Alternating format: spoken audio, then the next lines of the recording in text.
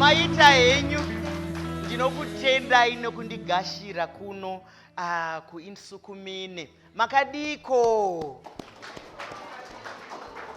tinokutendai. Nyaya yedu yatiri kufamba nayo yekutanga ndeyekuti tinoziva kuti mukati memhuri, mukati meushamwari, mukati memabasa munhu anodadirwa ogoenda achiti ndakadadirwa, mufunge kana kuti ndakadadigwa. Saka isi toda kuziva kuti kana wadadigwa unenge waitwa sei. Regai nditore mukana uno wokusuma vadari vedu vari pano. Ndinoda kuti vatiudze mazita avo nekuti vanobata sei, vanoshanda chii munzvimbo ino. Ndotanga nababa. Ini ndoitwa Pastor Mpofu, ndiri mufundisi muno muInsukamini. Ini ndoitwa Enmo Hardwick. Vazhinji vanondiziva nokuti Mai Matambo. Ndinobata nevarimi. Ini ndinoitwa Question Ndo. Ndiri umwe vatungamiri pano paInsukamini veArea Committee. Toda kumbotanga nemuroora wechidiki ari panapa. Chamungati ndadadigwa chii?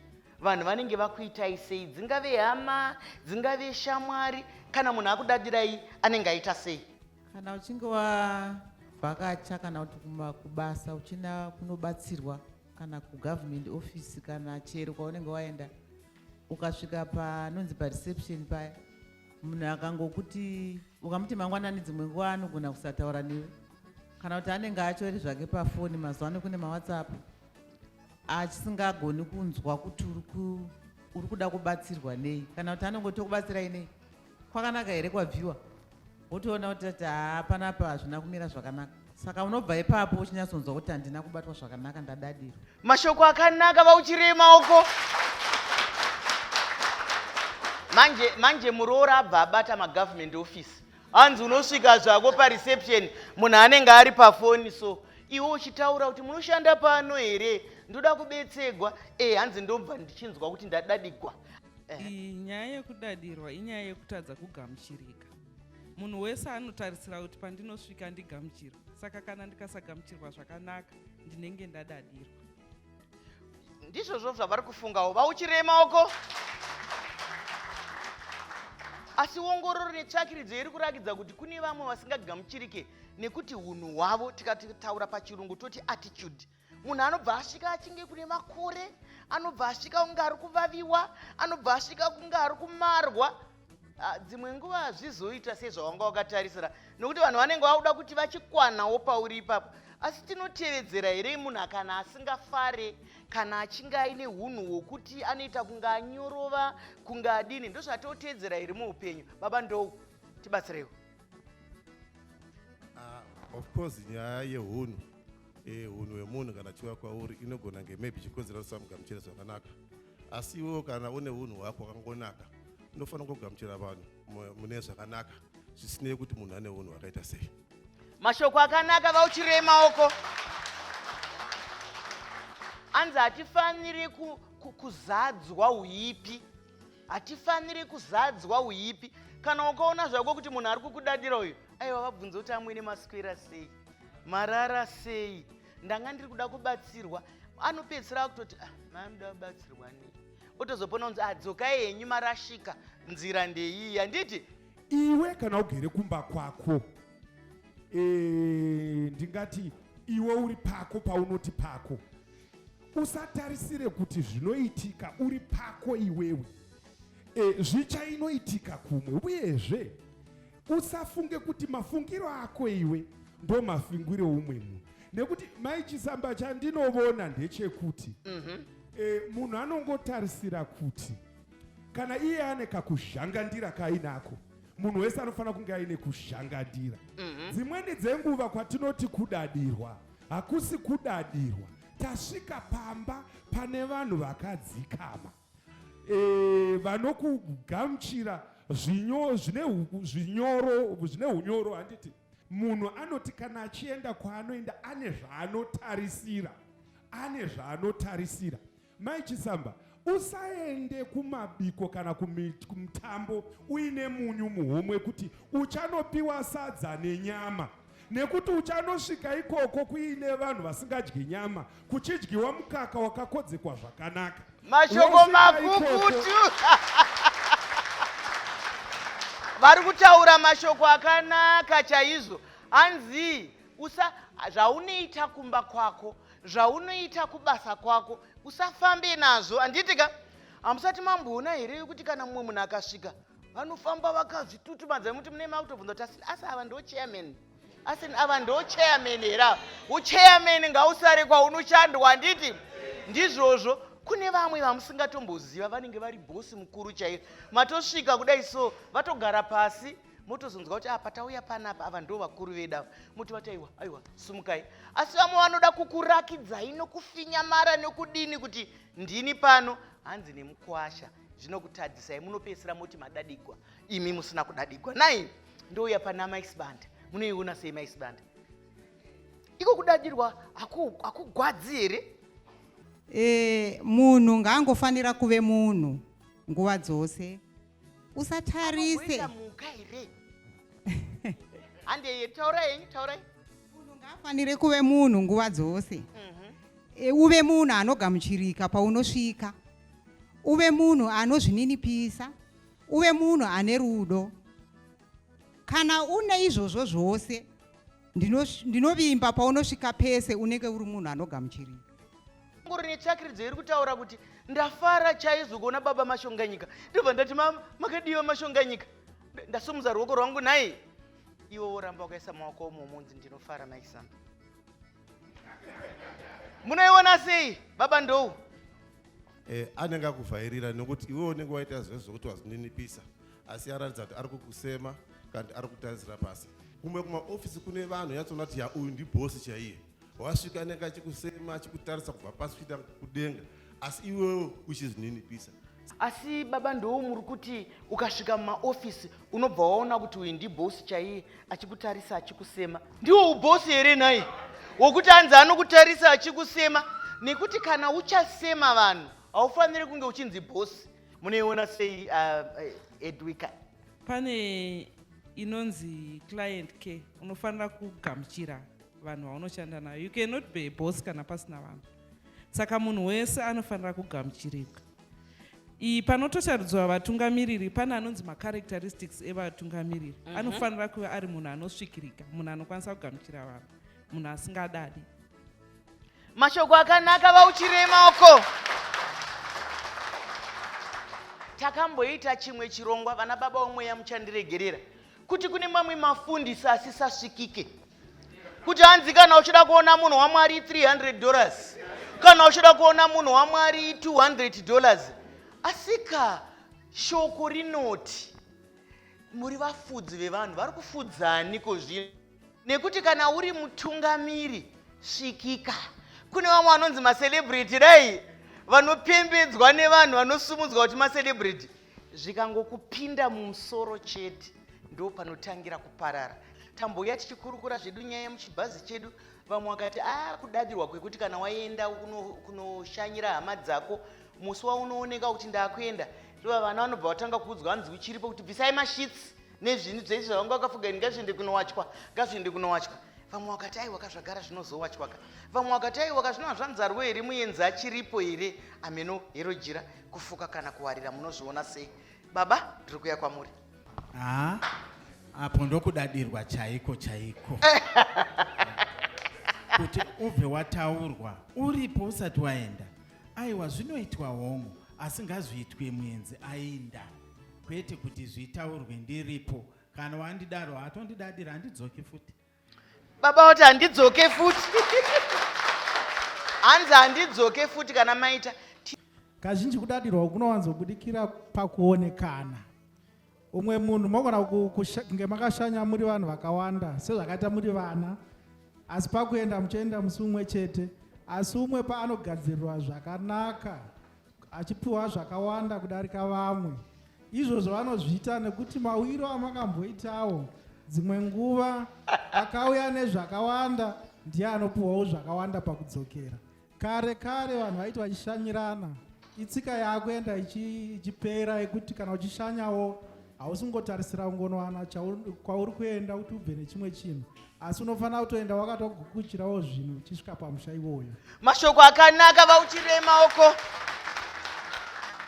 Isusu mutsika nemagariro munoziva kuti kunyange mbuya vachibva kumusha pamwe vanokuigirai nhanga nai pamwe vanouya nenzungu dzavo kungoti aiwa mozodla henyu, asi ndozvavari kutaura izvozvo kuti pamwe kana pakugadzirira paye munhu anonzwa kunyara kuti anohwa kutoda kuti ava vakambouyawo nenhanga, regai nditi chipaketi cheshuga kana kuti chimukaka ndoisa imomo. Kune kwatakaenda kumwe kwataiti isisu tabva kuno kuruzevha tikapinda mutoilet vambva vanzi sisi Lori musikana waya aenda nemishonga yekunospreya chero mageza onodira mishonga osuka ndakadanzirwa zvakanzirwadza zvekuti chero ikoko kwaitike handidzokeri. Uchapupu usina kugombedzerwa. Ndo zvatanga tichitaura zviya kuti zvine maitirwo azvo. Munoziva kuti makore 3-2 akapfuura takanga tiine chirwere cheCovid, handiti? Chirwere cheCovid chaiti tiite zvose izvozvo, asi nzira yazvo haisi yekuita kunge vanhu vasvibisa musha wako kana kuti vanhu vakanganisa. Kana muchizviita zviitei nenzira yenyu isingaoneke. Ngizakhuluma ngesindebele. Ngibona ukuthi okunye ukudadirana ezihlobeni uyakwanisa ukuthi uvakatshele kumbe edorobheni. Then uthi uvakatshele edorobheni bese bekwanisa ukukuphekela. Ingwe ekuseni bakuphekele bakufakela isinkwa namaqanda. After usuqedile ukudla uze ubukujayele yini ukudla lokho. Then emini sebesithi ama noodles in basa kubuza ukuthi hey ekhaya likujayele lokho kumbe lijayele isifala lo umfushwa kunje. Then intambama sebekuphekela okunye futhi basa kubuza futhi ukujayele lokho kumbe ekhaya lijayele ukuthi khathesi selisidla umdakura. Mbona ingani kukhona ukudadirana khonapho empilweni yekho. Muchirire imaoko. Isindebele mina ngiyadoba. Kana ndakunzwa zvakakwana ari kuti kumwe kudadirwa ndekuti wabva kumusha waenda kudhorobha. Vakabika zvinhu vanenge vachikubvunza kuti zvimakazvijaira here izvi. Aya ndo atinodya kuno masiriela munaziya here aya. Ukakumbira tishu vakakupa unonzi munajaira here aya. Handitika. Saka isusu tiri kuti ngatirege kudadirana, ngatidzidzisanei. Tese kudla kwatinoita takatokudzidza. Kudzidza hakuperi. Tinodzidza zvakawanda kumusha, tinodzidza zvakawanda kudhorobha, kwese kwatinoenda. Kana tichida munongobvunzawo kuti izvi zviri kukunakira here izvi, mazvihwa sei? Handiti kuno mumwe munhu anotogara kana kudhorobha asi haadi huku haimuitire zvakanaka. Saka hazvireve kuti munhu anobva kumusha akashoreka. Tese tinobva kumusha, nekuti kumusha ndo kune madzinde edu. Nai tinotaura nyaya dzinobata upenyu seupenyu. Ndakumboya kune vadare vedu, ndezvipi zvamunoda kutiudza zvandisina kutaura? Munhu unoona seadadirwa nyamba asina kudadirwa. Tikataura muenzaniso wokuti izo kana tifamba netsoka ndisati ndaane mota ndikasangana nehama, moroi tobatana maoko, ndichienda kwandiri kuenda. Asi kana ndichidhiraivha mota wedu ndingamira here ndoburuka mota ndokwazisa uyu ndodzokera mota ndodhiraivha ndoona umwe futi apo ndomira ndokuti ndinzi handina kudaro. Tambobvunzana kudaro. Munoziva kune zvimwe zvisingagoneke. Kana wavaona kungosumudza ruoko. Asi tinoda kuti vanhu vahwisise kuti kana munhu ari pakutyaira mota haasi kungopeka kunge membwe kudai kuti akatarisa uko akatarisa uko, ari kutarisa mugwagwa nezvinogona kuitika mugwagwa. Saka dzimwe nguva tinofunga kuti tadadirwa nzi vabva vapfuura kana kutitarisa, pamwe vanenge vasina kukuonai. Dzimwe nguva tinozvipa dambudziko pasina dambudziko. Ndouya futi kuna vandou. Paine imwe nyaya zvekare zvokuti for example maybe munhu munenge muchizivana makakura mese, maybe ava nechimwe chinzvimbowo kubasa chinenge chakati kwirirei, une masekitari une Chii, waijara kuti kana unogona ngosvika kwaari anytime, but now wasvika kubasa manje woti ndokumira kuona nhingi, wosvika paya wanzi aiwa imbogare panapa kana kuti mboendai kuna sekitari wake, wakufunga kuti mune hachasvikiriki. Izvo inenge yava protocol yekubasa. Saka dzimwe dzenguva kune suri kudadira. Vauchirei maoko. dzimwe nguva ngatichizvionai nokuti pamwe vanenge vahonorable sekutaura zviri kuitwa izvozvi izvi maakutofanira kuteedza zvinodiwa kuti tasvika bherevere mangosvika mukasvika kubasa kwangu mukatoda kuona maisamba inde ndatokuonai kuti mauya asi nokuti mutemo unoti uyu sekretari wangu ndiye anotanga ataura nemi kuti maamuda kuvaona zvebasa here kana kuti maambia ndokubatsirai sei kana achikubvunzai izvozvo haasi kukudadirai nekuti kana muchida zvebasa pamwe zvinoda kubva zvamhanyiswa kana zviri pamwe zvekutandara anogona kuzotaura kuti vauya zvavo kuzongokuonai handiti pamwe ivo vanenge vaine musangano kuti kana vari mbuya ngavambomira zvavo vapei tii uku inini ndiri nemusangano izvozvi munozvinzwisisa here mukasvika pabasa munhu akakuti ndiri meeting dzamazuva ano hadzireve kuungana vanhu ka imwe meeting inenge iri pafoni ka munohwisisa here kuti ndo patasvika zvino kuti munhu anenge achitaura nemunhu ari kuamerica ari mumeeting saka ngatifambiranei nenguva tirege kungotora chizondo. Okay, indotasira kuti pedyo kana wasvika pabasa pemunhu unofanira kuteedzera zvinenge zviripo zvakanaka kuti upinde mutsoka dzezviri kuitika ipapo kuti ugogona kunzwisisa kudadirwa kana kusadadirwa kugamuchirwa kana kusagamuchirwa. Mashoko akanaka ari kutaurwa nai. Zvinogoneka here kuti wasvika munozvigashira here munhu ouya kwauri kunzi makadi vatete makadi bamudiki ndakabatikana handii kutogona kukuonai ndakabatikana ndiani angadaidze mubvunzo wangu zvo zvinoda kunge munhu adzidziswa. Ndakambosvika kubasa kwemwana wangu so ndikandoda kuona Ruvheri kukanzi ari bhizi munomuona after 2 hours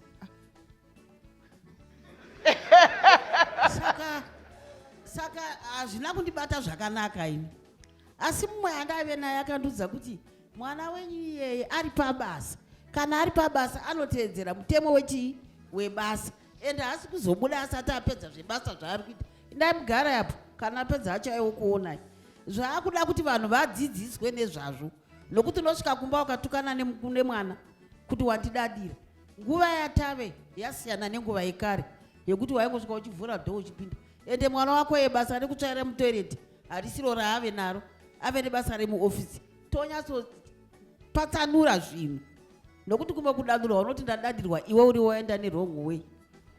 Mashoko makukutu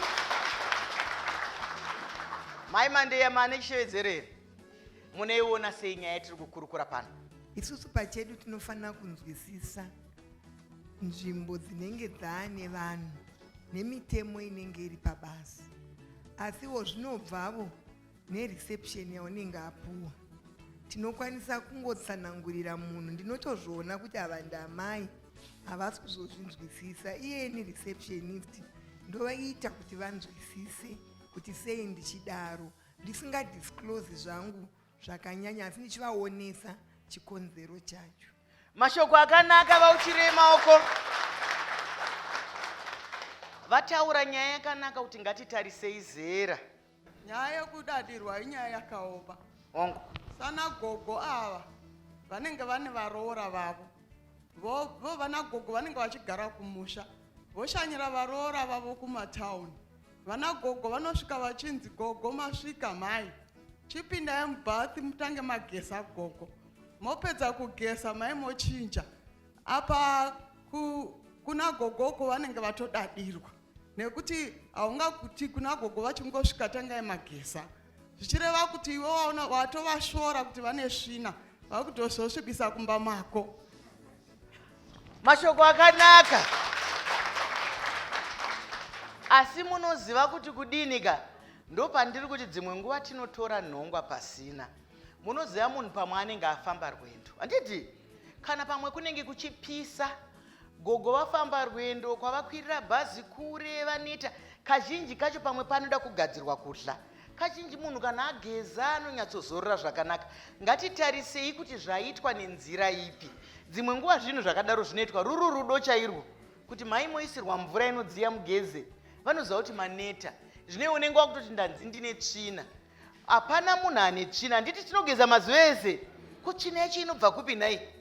Ndaona mudzidzisi anga achida kutaura taura yenyu mudzidzisi kana mune chishevedzero. Ndatenda mai CHISAMBA ndanguri ndichitsva zvikuru ndandatononokerwa chaiko tazokukurumidzirai.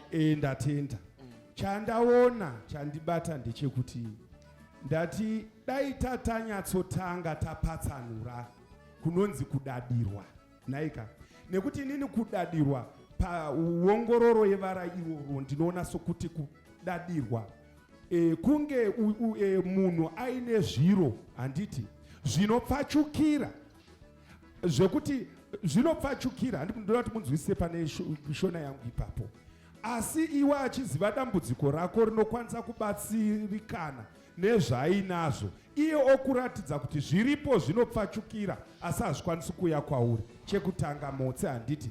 Piri ndochiti tinofanira kupatsanura kudadirwa nekusemwa. Pane kudadirwa, pane kusemwa. Nekuti tikada kuti kusemwa kudadirwa, zvinhu zvandaona zvakasiyana. Ndaona sokuti papa ida kuti tipasiyanise. Tobva ipapo zvakare, chine chaita kuti munhu ati hazi kukwanisa chinyi?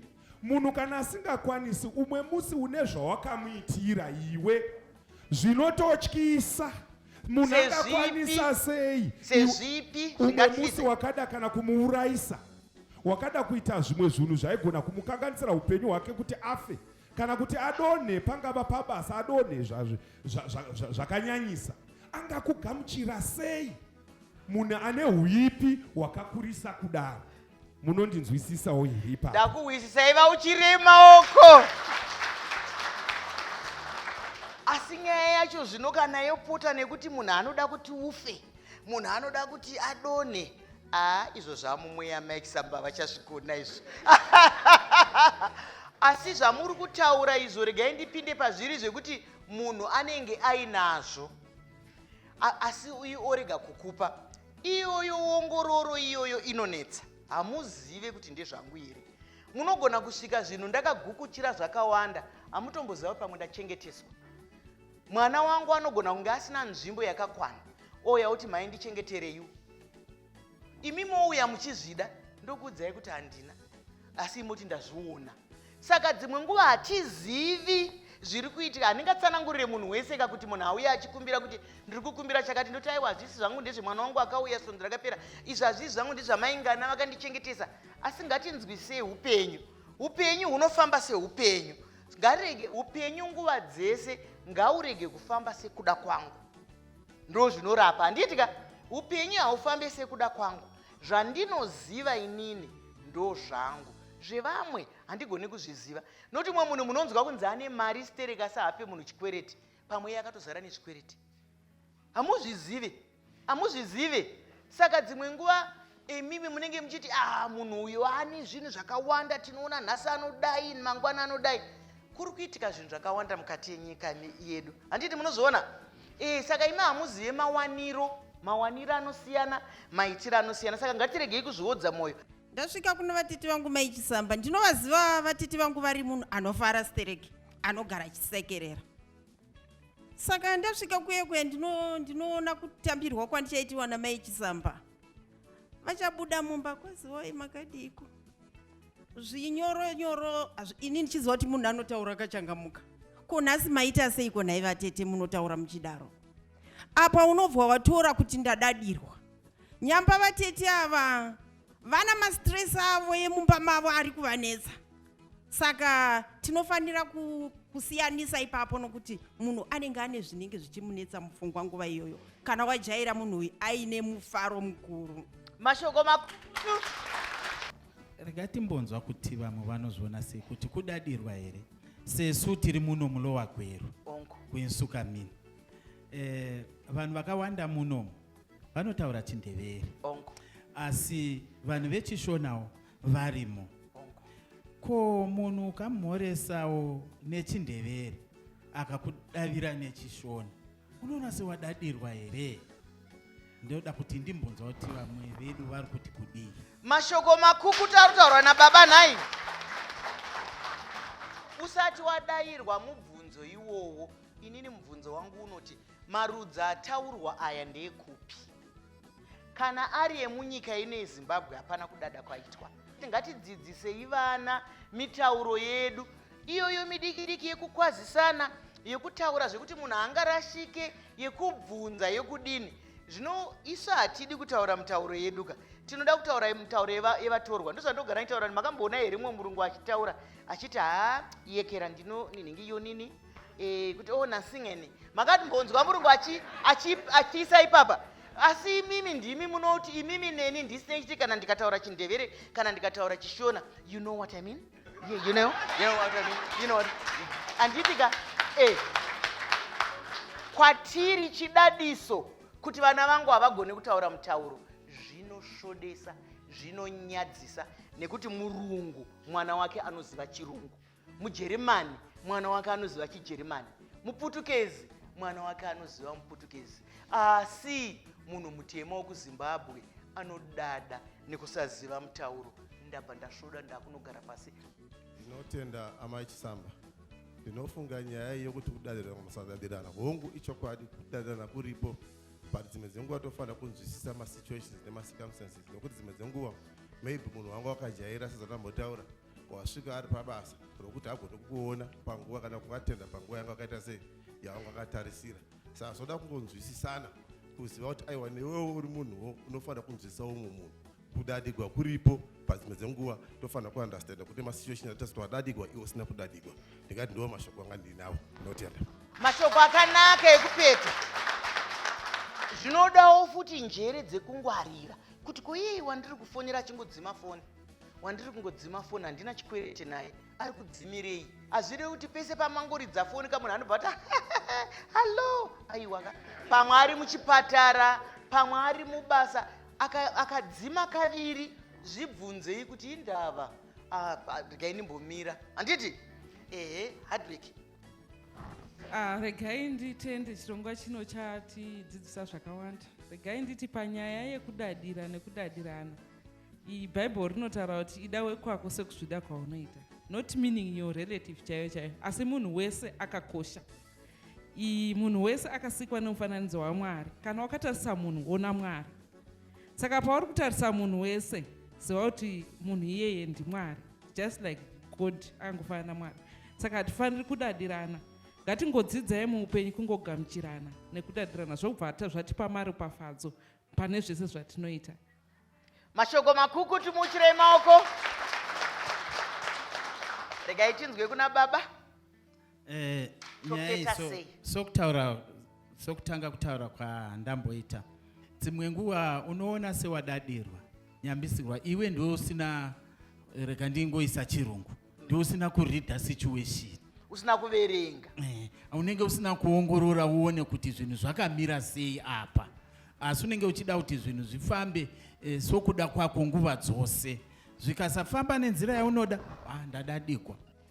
Mashoko makuku tarutaurwa nababa.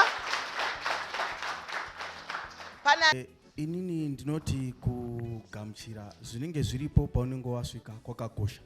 Ndikakutaurai kuti inini kuya kwandaita panapa kusvika kwandaita, ndachifungidzira kuti maybe ndogona kusvika panapa kutaura kuno maybe ndatobuda kana ruviri rutatu, nokuti pandinofamba inini kuti ndinyatsova kuti ndanyatsonoita meeting zvakanaka, ndenichida ndambonyatsomwira mushana, ende foni yangu ndichidaira.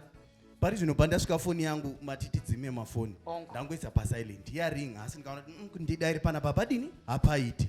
Ndikafunga kuti ndombobuda ndomunotenga 1, asi hazvidini hazviiti. Ndikatirega ndigamuchire zviripo, nekuti next time ari umwe munhu anozoti kuya handindiko, nekuti kwamaisamba handikwanisi kubuda ndichinoita izvi nezvakati, asi ndazvigamuchire ndikaona ndio zviripo. Ndizvo zvemuchirei maoko. Ende mukwasha uyu kauyu anogona kuverenga. Chokwadi muna munhu wedoro. Vara rokuti kudadirana ndofunga da riri patiri, riri munzeve wazvinzwira. Ndingangoritora kuti inzwi rinotilidha kuti ratidza mafungiro akanaka, nekuti tirambe tichienda tichiona zvakanaka. Ndiko kwandingangoti tirambe tichiti kudadirana. Mapanzisa ipapo tapabata. Tisiye zvimwe zviya zvatinofungidzira zvisina kunaka. Ngatirambe tichidadirana. Zvinotibatsirei? Kudadirana kunotibatsirei headmaster? Patatiri muno muchirongwa munomu, zvinotibatsira kungava kudhivhelopa kuzvisimudzira paupenyu, nekuti pano umwe muenzaniso watinofungidzira kuti kudadirana. Ini ndaita mupurisa, umwewo mangwana woti uyu kwavo vanga vaita mupurisa, ini ndaakuda kuitawo dhokta. Tingati kudadirana here ikoko? Uku hakusi kudadirana kana tisingatarisire mumwe munhu pasi. Kudadirana kana tichishandisa izwi rekuti kudadirana, kuita zvinorwadza mumwe munhu, kuita kuti mumwe munhu anzwe kuperevera kunge ndisina kunyatsokwana. Handini mukuziona tapiwa muenzaniso wakanaka nambuya apa kuti vaiti vakashandisa kamba kaye kadiki, musikana wobasa obva adaidzwa, sisi endei mushonga dirai muite sei sei. Maitirwo azvo akashata kunyange zvavaiita zvakanaka. Saka uko kuona kuchiva zvakanaka hakusi kudadirana ka. Kuti ndiito mudzidzisi nekuti ndaona mumwe mudzidzisi, aiwa hakusi kudadirana. Asi uchirema uko. Pane nyaya yamangoti batei zvishoma shoma iri kunyanya kunetsa, nyaya yevana vanotaura chirungu. Chirungu ini ndasvika ndiri mbuya, vanenge vakutaura chirungu mbamo nezvizukuru zvose zvakutaura chirungu.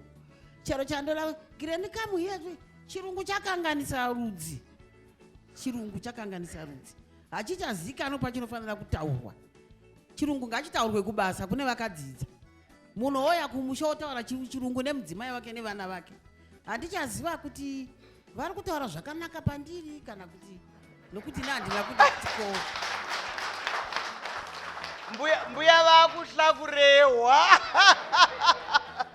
Isusu tinokurudzira kuti vanogona chirungu panguva yachinoda kutaurwa ngavachitaure zvakanaka, vachidzidze zvakanaka. Vanogona chifrench kana mimwe mitauro yese yevatorwa ngaitaurwe zvakanaka. Asi kana tine vakwegura vedu, chinonzi kuwadzana, kutaurirana, handiti kutaurirana. Zvino kana ini nemurume wangu topedza nyaya yese nevana vedu, mai vangu vakangotarira kudai vasiri kuziva kuti tiri kutaura nyaya yei, izvozvo kwakudadirawo mbuya, handiti ka. Asi kati tuzukuru renyu tikataurawo kuti greni kamu hiye tichitamba nemi, chibvunzaiwo kuti kamu hiye zvinoita sei, zvinorevawo chiiko. Zvakanaka, vauchirirei ambuya maoko. Asi chiregai nditore mukana uno wokukutendai, nekuti kana toita zvinoendeka zvikuru sei tiri maisamba sho, chiringazuva chiya chinokwikwidzana nesu zvakanyanya. Ndine urombo chiringazuva chabva chatsvuka chikakwata. Asi regai nditende mhuri yekuinsuka mene, nhasi kuri kutonhora zvikuru, matiremekedza mauya pano, tinokutendai neruremekedzo rwakadaro. Ndinotenda zvakare mai Mandeya, maministries edu atinawo neRBZ tinovatenda, vadzidzisi vedu tinokutendai matiwanira nguva. Regai nditende vadare vedu vatyaira chirongwa zvine unyanzvi, baba Ndou Hardwick nababa Mupofu. Zvakadi kusangana zvakare svondo rinouya panguva imwe chete iyo tiri munhapitapi yezvirongwa izvozvi. Ndinonyu Dr. Rebecca CHISAMBA.